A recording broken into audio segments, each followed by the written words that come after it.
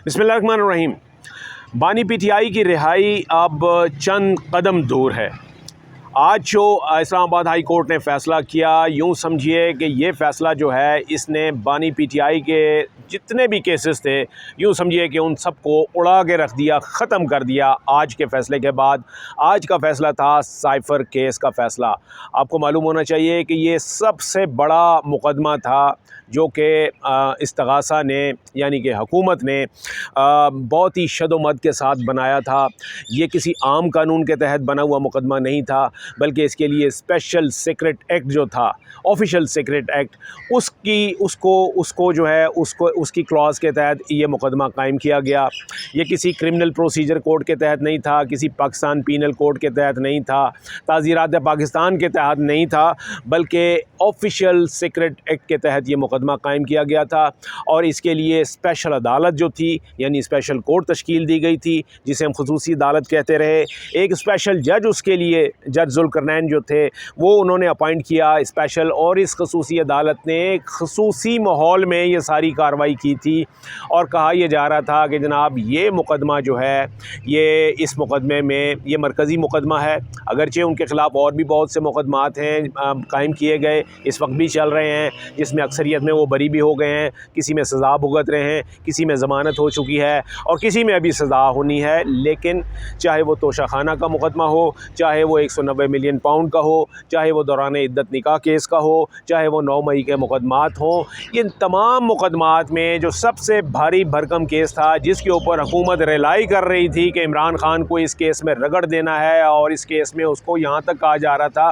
कि official secret act की खिलाफ वर्जी में अगर ज़्यादा से ज़्यादा सज़ा जो है वो सज़ाए मौत है, तो कहा जा रहा है कि उन्हें गद्दार करार देकर उनको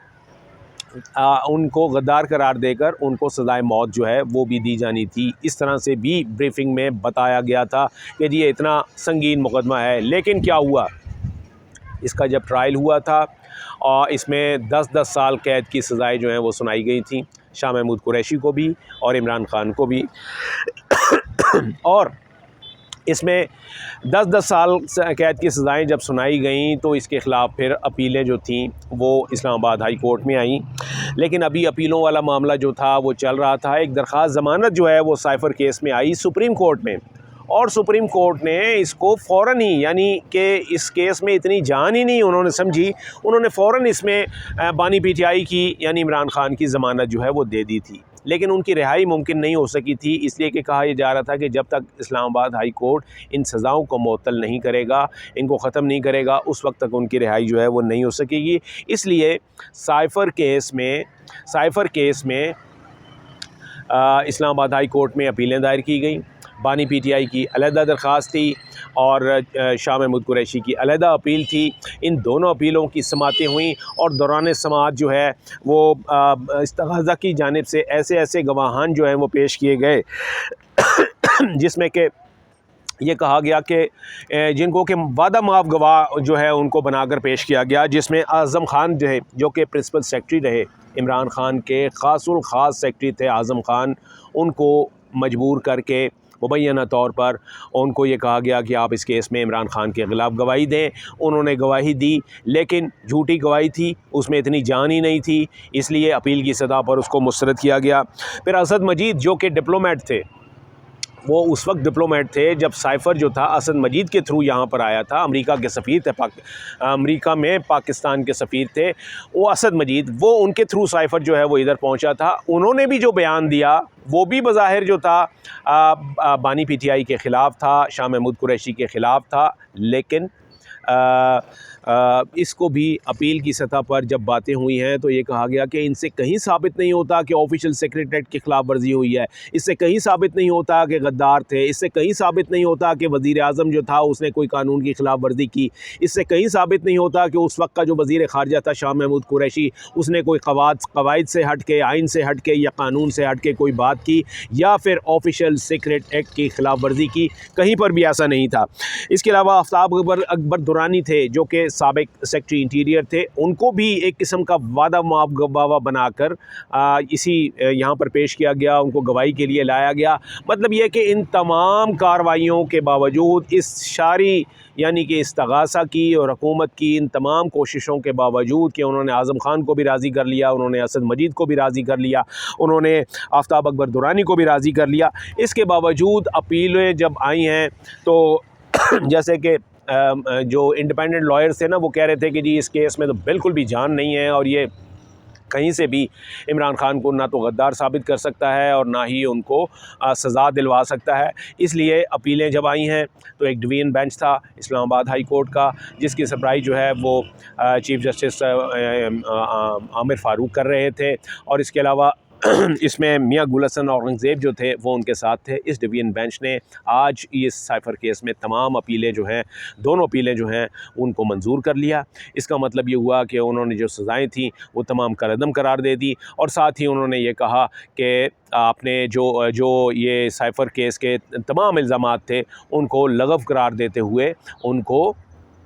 वो ज़मान को बरी कर दिया। मैं बताता चलूँ कि ये बरीयत हुई है उनकी। बरीयत का मतलब यह है कि उनको एक अपीलों की सतह पर यह करार दे दिया गया कि ये जो पहले सज़ाएँ थीं ये तमाम की तमाम सज़ाएँ ख़त्म होती हैं, ये केस ख़त्म किया जाता है और मुल्ज़मान को बरी किया जाता है। ये हतमी फ़ैसला है, ये अबूरी फ़ैसला नहीं है। अमूमी तौर पर इस किस्म के मुकदमात में अबूरी फ़ैसले जो हैं वो सामने आते हैं। अबूरी फ़ैसले ये होते हैं कि आपने किसी जगह अपील की, अपील में बहुत टाइम लगता है, इस दौरान आप ज़मानत के लिए रजू करते हैं और सज़ाओं की मअतली के लिए रजू करते हैं, तो अबूरी फ़ैसला ये आ जाता है कि आपको ज़मानत दी जाती है, आपको रिहा किया जाता है और आपका जो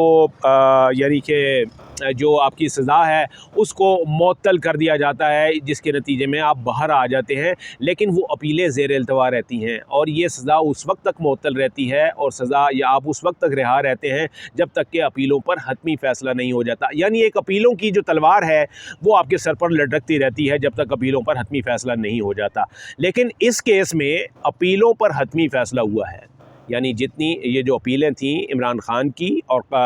शाह महमूद कुरैशी की, इन अपीलों पर तमाम समाअत मुकम्मल करने के बाद हतमी फ़ैसला किया गया है। और ये फ़ैसला ये है कि ये जितने भी इल्ज़ामात थे ये बेबुनियाद थे, इसमें किसी कानून की ख़िलाफ़ वर्जी नहीं हुई, कोई आइनी शिक की ख़िलाफ़ वर्जी नहीं हुई, और जो ऑफिशियल सेक्रेट एक्ट की ख़िलाफ़ वर्जी कहा जा रहा है ये भी किसी तौर से साबित नहीं होता। साइफ़र वाला मामला जो है उसके ऊपर कहीं से ये साबित नहीं हुआ कि इमरान खान ने साइफ़र केस जो उन्होंने जो साइफ़र लहराया था वो कतई तौर पर नहीं था, वो एक एम्ब्लेमेटिक था, वो एक सिंबॉलिक था, वो उन्होंने सिर्फ एक इशारा किया था कि जी ये कागज़ है। यानी इसका ये मतलब नहीं था कि वो असली साइफ़र जो है वो उठाकर जो है वो ले आए हैं प्राइम मिनिस्टर हाउस से और अपनी जेब में रख दिया और उसको अवामी जलसे में दिखा रहे हैं, वो एक सिंबॉलिक था। तो इसी वजह से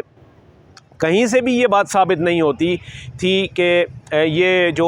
एक ऑफिशियल सीक्रेट डॉक्यूमेंट है उसको इस तरीके से पब्लिक किया गया। जब ये इल्ज़ाम साबित नहीं होता तो इसका मतलब यह है कि ये केस ही बेबुनियाद है। यही वजह है कि आज इस्लामाबाद हाई कोर्ट ने यह फ़ैसला किया। और मैंने बताया कि ये सिर्फ़ मरकज़ी केस था जिसके ऊपर के इन्हिसार किया जा रहा था कि इमरान खान को रगड़ा दिया जाएगा, और इस केस में आज की जो बरीयत है ये बहुत बड़ा फ़ैसला है। इसके अलावा जितने केसेस हैं वो तमाम छोटे के छोटे केसेस हैं, जिसमें आपने देखा कि तोशाखाना केस में बरीयत हो चुकी है उनकी, जो दौरान इद्दत निकाह केस है वो तकरीबन यूँ समझ लीजिए कि ख़त्म हो चुका था, सिर्फ एक उसको दूसरी अदालत में मुंतकिल किया गया है। और इसी तरीके से और मज़ीद जितने भी केसेस हैं 9 मई के मुकदमात हैं उनमें उनकी दर्जा बदर्जा जो है वो बरीयत जो है वो होती जा रही है।